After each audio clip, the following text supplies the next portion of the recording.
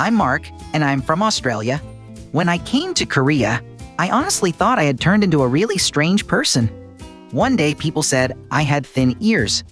Another day, they said I had wide feet. And on yet another day, they said I had big hands. At first, I thought to myself, wait, why are people suddenly judging my body? But then, I found out. None of it was actually about my appearance. They were all Korean expressions. Now I work at a small advertising agency in Korea. Choosing a lunch menu at a Korean company is more serious than you'd think.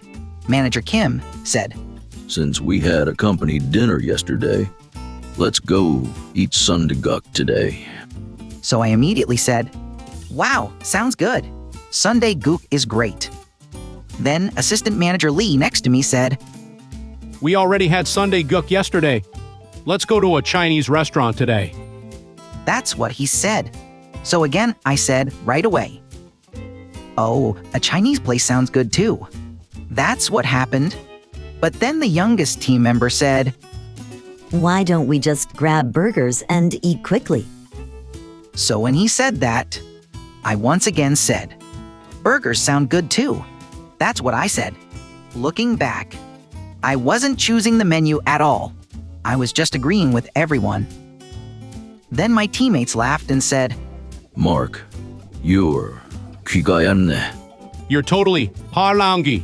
For a second, I really touched my ears. I was like, what? They looked totally fine. That's what I thought. But here, Gwiga yalbda isn't literally about the thickness of your ears. It's used for someone who easily believes what others say or gets swayed quickly. That's who this expression is used for. And Parang-gwi means something similar too. If someone next to you says something sounds good, you get swayed right away. Like your ears are flapping. Simply put, during that lunch menu discussion, it wasn't that I had no will of my own. I was just way too easy to sway. After lunch, we were working through the afternoon. A client wanted us to cast an actor quickly, but nobody had a way to contact them. And on another side, everyone was saying they urgently needed to get in touch with a writer too. Everyone looked stuck, so I carefully spoke up. I know the contact for that actor's team because I once worked part-time as an interpreter for them. And then I added, I follow that writer on Instagram, so I can send them a DM. And suddenly, the whole room went quiet. At lunchtime, I was just the foreign guy who got swayed too easily. But by the afternoon, I had suddenly become the useful foreign guy. Then the team leader smiled and said, Wow, Mark, you're more neolbda than I am. But of course, I instinctively looked down at my feet again.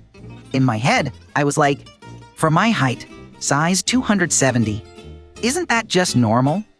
That's what I was thinking. But neolbda wasn't actually about the shape of my feet. It means you know a lot of people and have connections in many places. People usually use this pretty naturally, almost like a compliment. It gives the feeling that you know a lot of people and you're connected everywhere. So what the manager meant that day was, not that my feet were literally wide, but that I knew more people in more places than they expected. Anyway, that afternoon went better than expected. The team leader must have been in a good mood too, because he handed me the company card and said, Things went smoothly today, thanks to you. Go get whatever you want and bring back some snacks. At first, I was only going to buy drinks. But if you only have drinks, it feels a little empty, right? So I ordered cake, but then just cake. Looked a little plain too. So I ordered macarons as well. But then I thought, if it was just macarons, it might be too sweet. So I added some snacks too. In Korea, there's an expression for moments like this. It's called tadaiksun.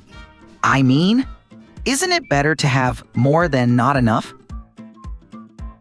I put the snacks in the meeting room and called everyone over.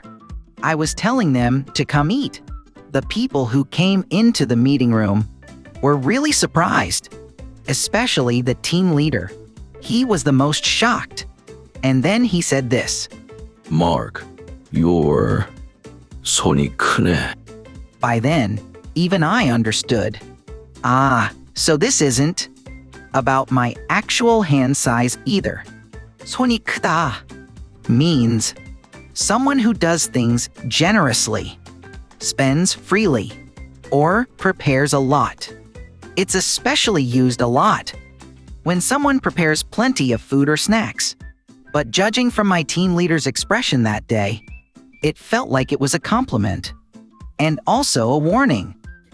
Korean has a lot of idioms that use body parts like this.